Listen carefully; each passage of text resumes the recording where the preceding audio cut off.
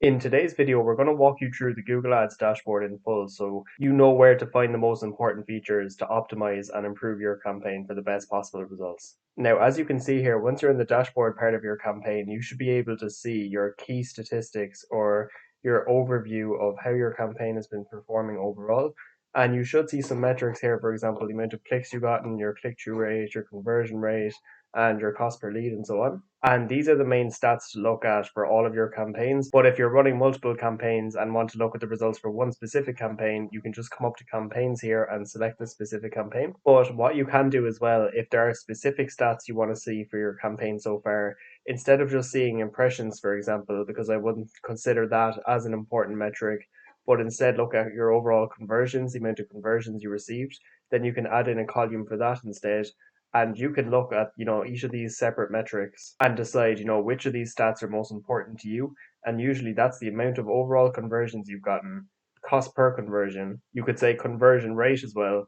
And in general, it's going to be your conversion statistics that matter most, because you obviously care as an advertiser a lot more about what you're paying per lead than your average cost per click or your click-through rate, for example. Now, if you're looking at your account at the account level like this and you haven't selected a specific campaign, you can select your campaign by going to campaigns at the top and selecting the campaign, or else going to campaigns as we do here and just pressing campaigns. And what you can do here is then see the list of campaigns that you're running and key metrics for those campaigns. For example, your daily budget, any statuses, the amount of clicks, impressions, click-through rate, cost per click, and so on. But most importantly, your conversion rate, conversions, and cost per conversion as well. Now, what we like to do as well is make sure that we have these columns added in, and if for any reason you don't see these columns inside your own campaign, you can simply go to columns, modify columns, and you're able to add in whatever columns you like for the most important metrics. And I'd always recommend adding in any conversion based columns, because they're the ones that are really going to give you an indication as to how well your campaign is performing. So conversions, conversion rate, and cost per conversion are always ones I recommend having selected. But another three columns as well that we like to have selected that will give you an indication as to how often your ads are being seen compared to your competitors. And we'll touch on this in a bit more detail as well inside this video. But what you can also do is go to all columns, competitive metrics, and we like to select search impression share, which is the percentage of the amount of time that your ads were shown for the amount of times they could have been shown overall for the keywords that you're targeting. Your search loss impression share due to rank, and your search loss impression share due to budget. And these three columns will give you a good indication as to, how often your ads aren't actually being shown and for what reason.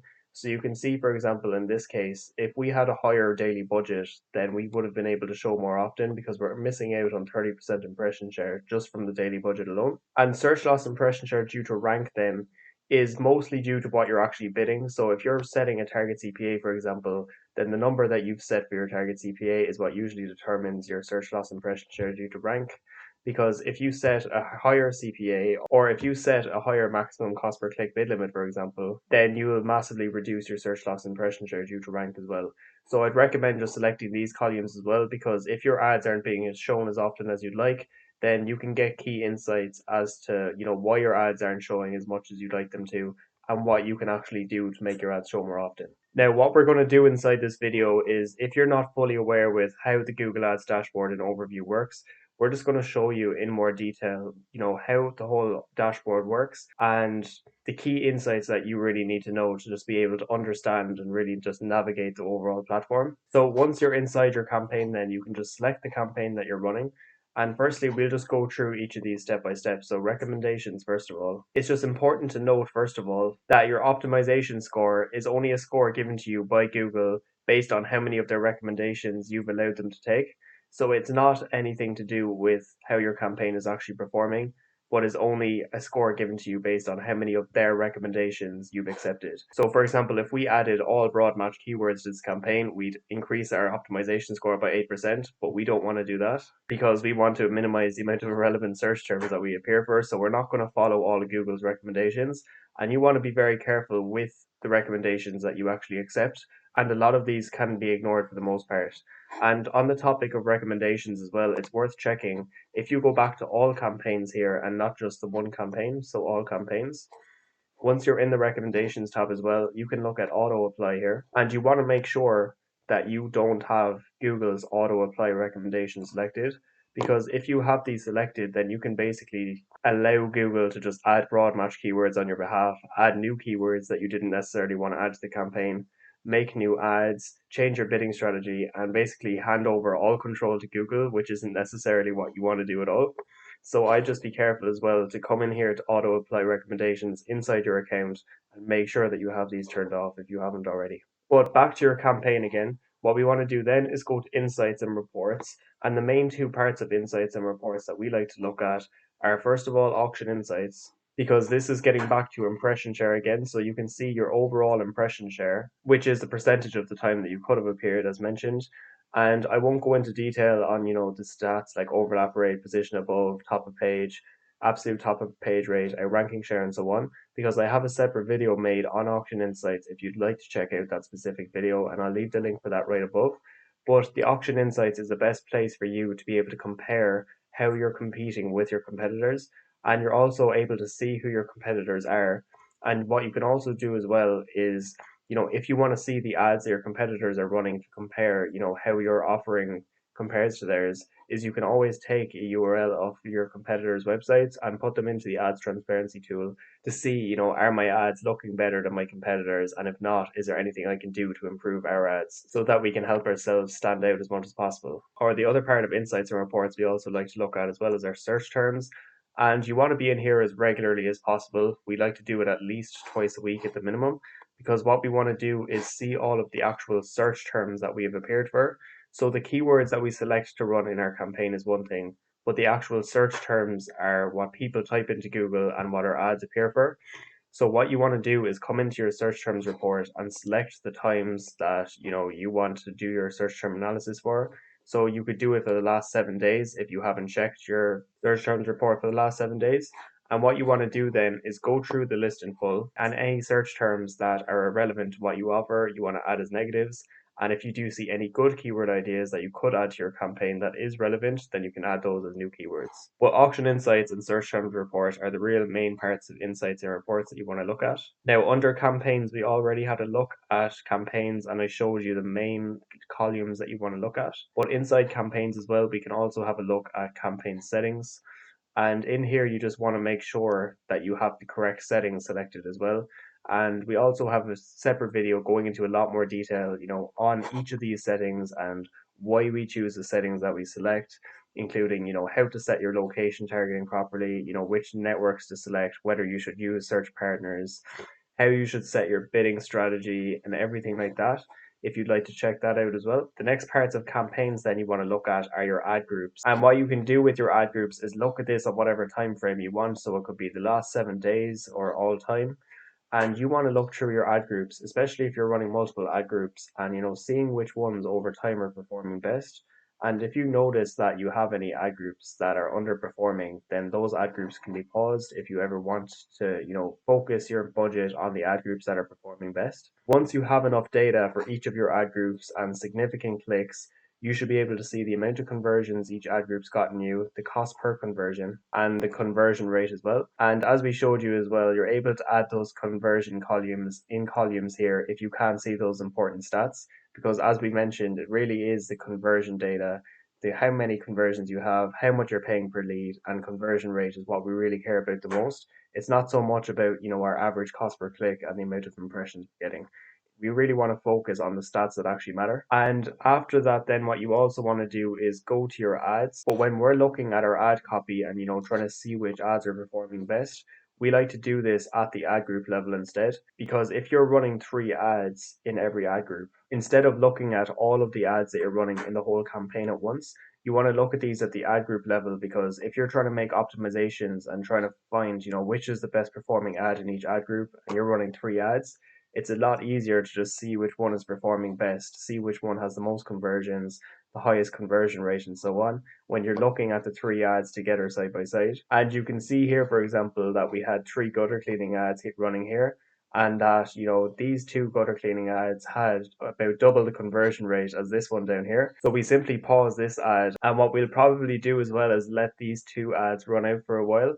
and see over time, which one really does perform best, because right now the cost per conversion is about the same. And what we'll do then is copy and paste out the winning ad and maybe make one change to that ad to see if we can just keep beating the previous winner. So that's how we like to look at our ads inside our campaigns. And then as well, you can look at assets, so your extensions. So what you also want to do is look at the conversion data, the cost per conversion rates, and how many conversions each of your assets have as well. So if you're running campaigns for lead gen, you want to have image assets, your business name, your business logo, site links, call outs, structured snippets, call extensions. Those would be the main assets you want to have added. And we also have a separate video going into a lot more detail on extensions or assets in particular as well, if you'd like to check that out. As we're not going to go into crazy detail about each of these individual aspects inside this specific video, as this is just to help you navigate the platform overall. But after we look at our assets then, you want to come down to audiences, keywords, and content. And what you want to really look at here is your keywords, which is arguably the most important part of your campaign. And again, what I like to do as well with keywords is you can either look at them at the ad group level, like we have here with gutter cleaning, or else you can even look at your keywords at the campaign level. And what you can also do as well is click on clicks here, because you want to look at the keywords that have gotten the most clicks. Reason being is that the keywords that have gotten the most clicks have probably spent the most budget. And if you have a keyword that has, maybe 27 clicks like this one does, for example, but it had 0 conversions instead of 3, then that would be a concern, because we're spending, so much budget on this 27 clicks, but getting absolutely no leads for it. Then, we need to make a decision on whether we want to pause that keyword, or select the keyword and look at the actual search terms that we've appeared for under that keyword to see if there's something we can do to improve it, because we don't want a keyword that has a ton of clicks but a conversion rate of 0, because that's absolutely no good to us whatsoever. So it's up to you as well if you'd like to have a look at your keywords at the campaign level like this and go through all of the keywords that actually have enough clicks to make a decision on. You don't want to make any decisions on keywords that have, under 10 clicks, because you don't know yet if that's going to be a good performing keyword or not. And it's the exact same process as well with audiences, locations, and ad schedule. So these are all aspects that you'll be setting up when going through the initial setup of your campaign. But what you want to do over time, once you have a lot of data, is seeing which each of these are actually performing the best.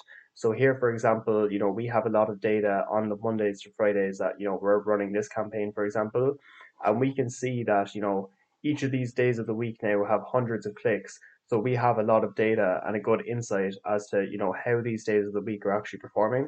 But what you don't want to do is run a campaign for a month and, each day of the week only has a few clicks. And, you might have an outlier, for example, on a Friday that, you randomly got 3 leads in one day. You don't want to make a really positive bid adjustment for that day of the week just because you had a really good day on one of those weeks. But instead, only make optimizations once you actually have significant data and that you actually have enough clicks to decide, whether or not you should make a positive or a negative bid adjustment. So that applies to your audiences, locations, and ad schedule. And apart from then now, because we really just want to focus on the aspects of the platform that really matter most, you can also look at goals and go to conversions. So in conversions, what really matters most is looking at the summary table, which is basically where you set up your conversion actions that you want to track. For example, if you're looking to generate leads, this is where you can set up form submission tracking and phone call tracking. And actually tracking these conversions, is a separate topic in itself. But this is where you go to actually set up the conversion actions themselves, where you tell Google that you're looking to generate form submissions, you're looking to generate calls from your ads, you're looking to generate calls from your landing pages. And you can also check here that your conversion tracking is actually working, because your status here would say inactive if the conversion tracking wasn't working. So apart from conversion summary, you can also look at tools. So there's quite a lot of tools that are worth using, but it's mainly the keyword planner, as you can see here. And that's probably the main actual tool that we use inside Google Ads. But apart from that, then you can look at billing, so your summary. So, what your actual balance is that you need to pay to Google, your payment method, because you obviously want to make sure that whatever payment method you have on file is working and is verified, or else your ads won't be able to run smoothly. So this is where anything to do with billing or paying Google is access through the billing section. And also you'll be asked at a certain point in time as well to complete advertiser verification, where you might have to submit some information to Google about your business. But the main advantage of doing this then is that you're going to have your business name and logo displayed in your ads, and it'll just help you stand out further and look more professional. And in admin then, it's useful that you can look at your actual account settings. So this is separate to the specific campaign settings that we mentioned earlier on, but the overall settings for your account, where you decide, what the name of your account is going to be and so on, can be accessed through admin and account settings. And lastly, then as well, another useful feature worth mentioning is access and security. So you might make the Google Ads account yourself, but if you're ever looking to give somebody else access to the account, then you can just go to users and press the blue plus icon to add another user to the account. But out of everything we went through inside this video, those were the real core aspects and parts of the platform that you'll actually be using on a regular basis.